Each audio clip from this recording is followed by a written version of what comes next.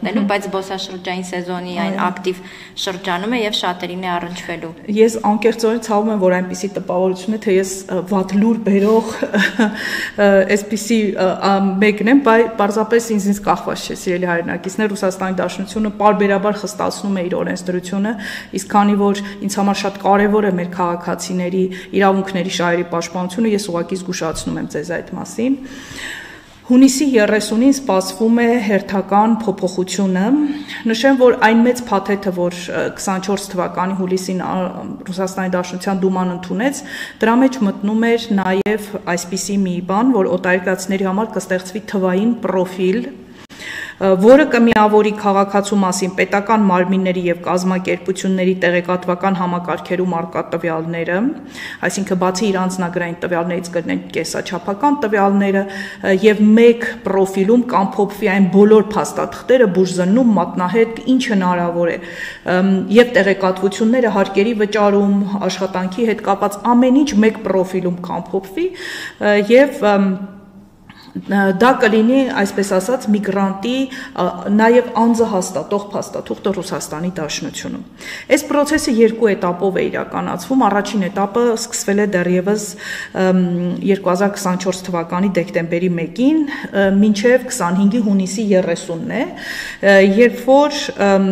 վերցնում են օտարերկրացիների կենսաչափական տվյալները հետևյալ սահմանակետերում՝ Մոսկվայի Շերեմետիևը, Դոմոդեդովը, Վնուկովը, Մոսկվայի մարզի Ժուկովսկի օդանավականներում եւ Օրենբուրգի մարզի Մաշտակովը ավտոմոբիլային անցակետերում։ Իսկ 25-ի հունիսի 30-ից կլինի բոլոր օդային եւ ցամաքային անցակետերում։ Օտարերկրացին հենց մուտք գործի, կհանձնի մատնահետքերը, կենսաչափական տվյալները, իր համար կբացվի այդ պրոֆիլը։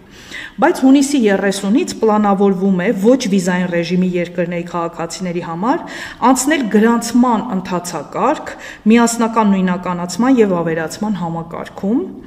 օգտագործելով միասնական պորտալի բջջային հավելվածը, եւ դա լինելու է ոչ ուշ, քան Ռուսաստանի Դաշնություն ծրագրված մուտքից 72 ժամ առաջ, իսկ արտակարգ դեպքերում ոչ ուշ, քան 4 ժամ առաջ։ Հիմա բացատրեմ ինչի մասին է խոսքը։ Առայժմ քննարկվում է ստեղծել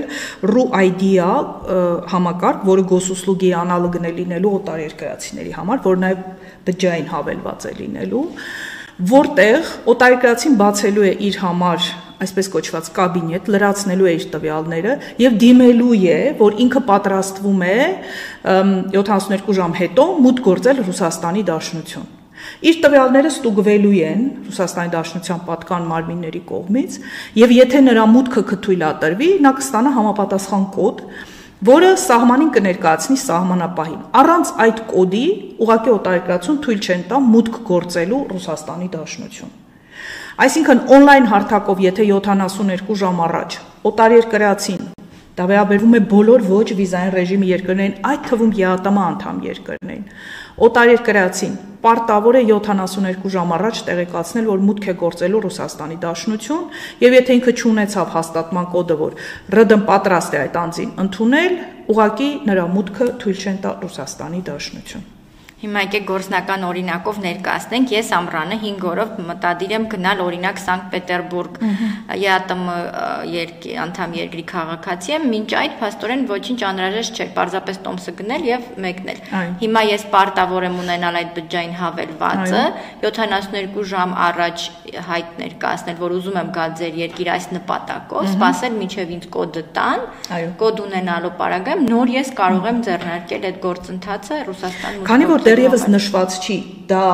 վերաբերվելու է բոլորին, ինչ նպատակով մեկնողներին, առայժմ նշված է օտարերկրացիներին առանց վիզային ռեժիմի։ Դե վիզային ռեժիմը հասկանալի է, վիզա պետք է ստանան։ Ոչ վիզային ռեժիմի երկրների համար ստեղծում են յուրօրինակ վիզային մեխանիզմ, այսպես ասած, եւ նշված չի, որ որևէ նպատակի համար անհրաժեշտություն չի լինելու։ Այդպիսի բան գոյություն չունի։ Նշված է ուղղակի, որ ոչ վիզային ռեժիմի երկրների օտարերկրացիները պարտավոր են մեկնելուց 72 ժամ առաջ այս էլեկտրոնային պորտալով տեղեկացնել իրենց գալու մասին, հետևաբար այո, եթե որևէ բան չփոխվի մինչև հունիսի 30-ը, դուք 5 օրով Սանկտ Պետերբուրգ գնալու համար պետք է 72 ժամ առաջ տեղեկացնեք էլեկտրոնային պորտալով, պատրաստում եք մեկնել, այդ էլեկտրոնային պորտալում լրացնելով ձեր տվյալները, որից հետո իրենք կդիտարկեն, եթե թույլ կտան, դուք կստանաք համապատասխան կոդը, որը կներկայացնեք սահմանին եւ սահմանապահը կորոշի ձեզ թույլ տա մուտք գործել թե ոչ։